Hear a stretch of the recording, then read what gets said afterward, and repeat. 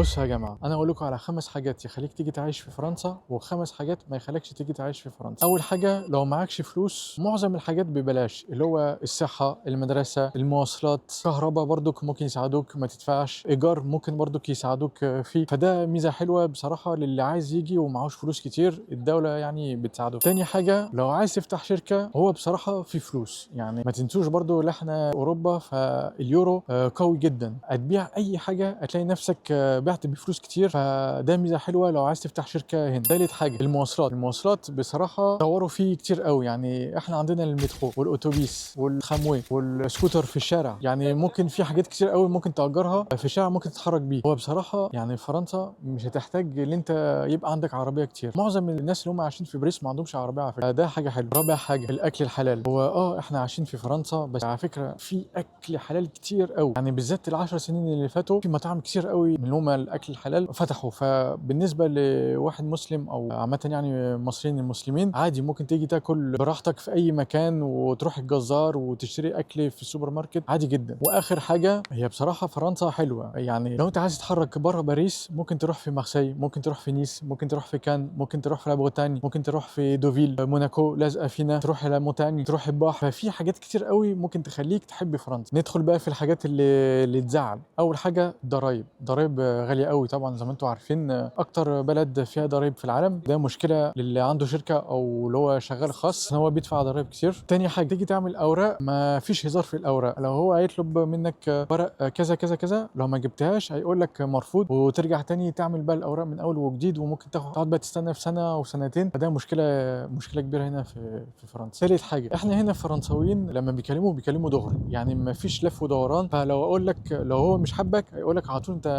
مش حاببني ومش عايز اقعد معاك، او يقول لك حاجات يعني تزعلك، واحنا بالنسبه لنا حاجه عاديه عشان ما بنحبش اللف والدوران، وما عندناش اللي هو الاتيكيت لما نيجي نتكلم مع حد على طول، يعني ايه على طول نقول له اللي احنا مش عاجبنا واللي عاجبنا برضك نقوله على طول، ما فيش مشكله. رابع حاجه، الجو بصراحه يعني بتشتي معظم الوقت، فده حاجه بتخلي الواحد ما يبقاش مبسوط في حياته، عشان كل ما يبص في الشارع او من الشباك يلاقي الدنيا بتشتي، الدنيا بتتلج، ومعظم السنه تلاقي الدرجه تنزل عادي تحت الصفر، فده حاجه ممله قوي. واخر حاجه، لما تيجي تعمل اوراق هنا مفيش اللي هو خد تحت ترابيزه، طب عديني بس من الطابور، طب خد 10 اورو ولا 200 جنيه، لا مفيش الحاجات دي، كل واحد في نفس المستوى. هي ممله شويه بالنسبه للمصريين عشان انتم مش متعودين في الحته دي، هنا تيجي تعمل اوراق هتستنى تاخد تيكت تذكره، ولو تقعد 3 ساعات تقعد 3 ساعات عادي، يعني مش هتقدر تعمل اي حاجه. بس لو عايزين تعرفوا حاجات تانية في باريس ما تنسوش ما تعملوش لايك، ما تعملوش فولو.